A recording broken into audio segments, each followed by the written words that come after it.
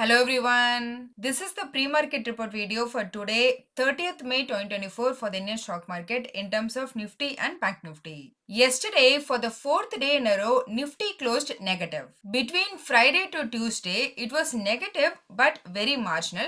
3 days together, it was down only 80 points. But finally, yesterday alone, it dropped near 200 points. I hope you guys remember this graph which I showed in the Monday's pre-market video. At that time, I said this week I'm expecting market to form a small V near its big V which it formed in the last 20 days. And I also said if it forms, then I will try to enter a put spread option trade to utilize its small V pattern benefit. So Monday and Tuesday the drop was insignificant, hence I haven't entered it. Then yesterday the drop was okay, so I sold June month expiry 22,650 put option for 458 rupees and bought 20,000 put option for 53 rupees as a hedge. In this way, I limited my downside risk. Anyway, if today Nifty drops further means I'm planning to add one more put spread. So then by end of Friday, if Nifty increases and reaches 2000 rupees per lot profit,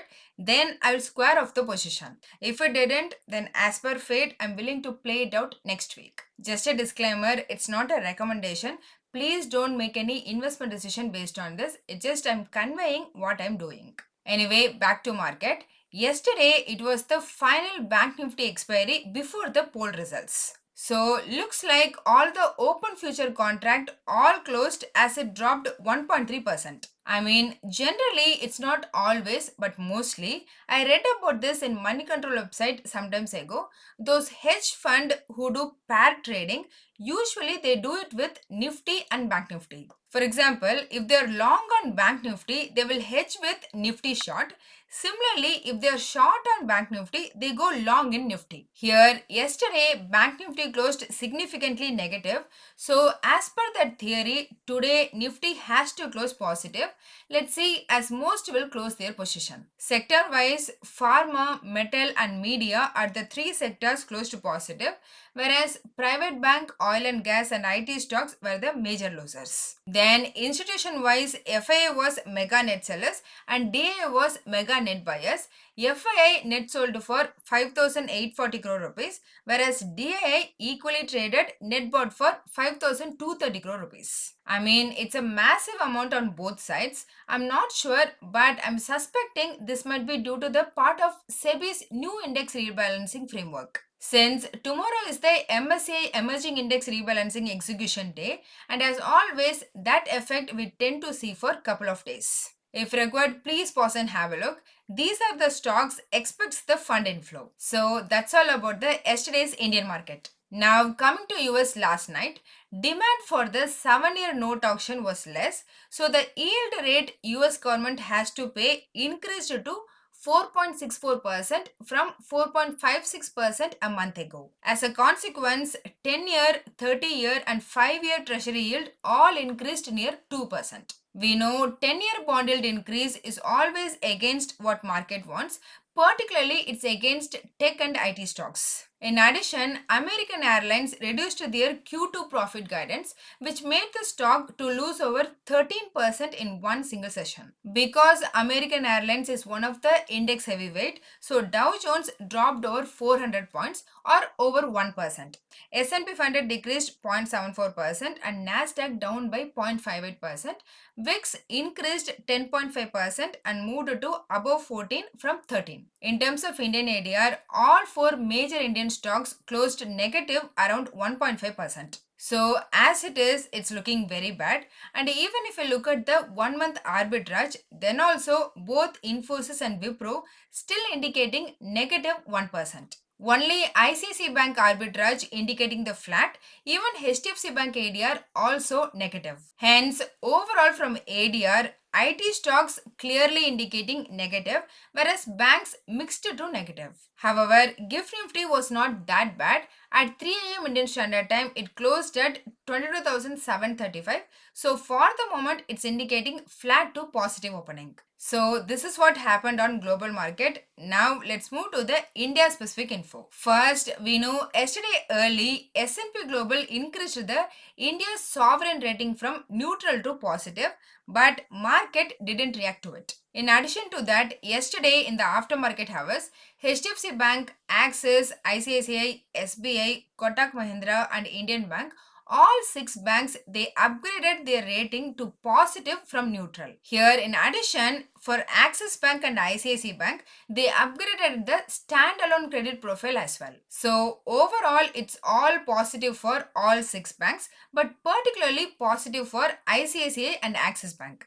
Let's see how market react to it today. Second, most of us know now, yesterday the temperature in Delhi recorded over 50 degrees Celsius. So possibly that will influence the consumer durable stocks, particularly air conditioning stocks like Voltas, Blue Star, etc. on the positive side. As a summary, the global momentum is not good and I don't see the reason why it's to improve before the PC inflation data released tomorrow. Anyway, in line with that, Indian ADR closed significantly negative. But however, for some reason, GIFT Nifty is indicating the flat to positive opening. Moving on, as per stock open interest, Dabur, HUL, Indigo, India Cement, Ultra Cement and NTPC got an increase in open interest along with a negative close indicates the short build-up. On the other hand, Cipla, Torrent Pharma, AU Small Finance Bank, Hindalco and ITC got an increase in open interest with a positive price close indicating the long build-up.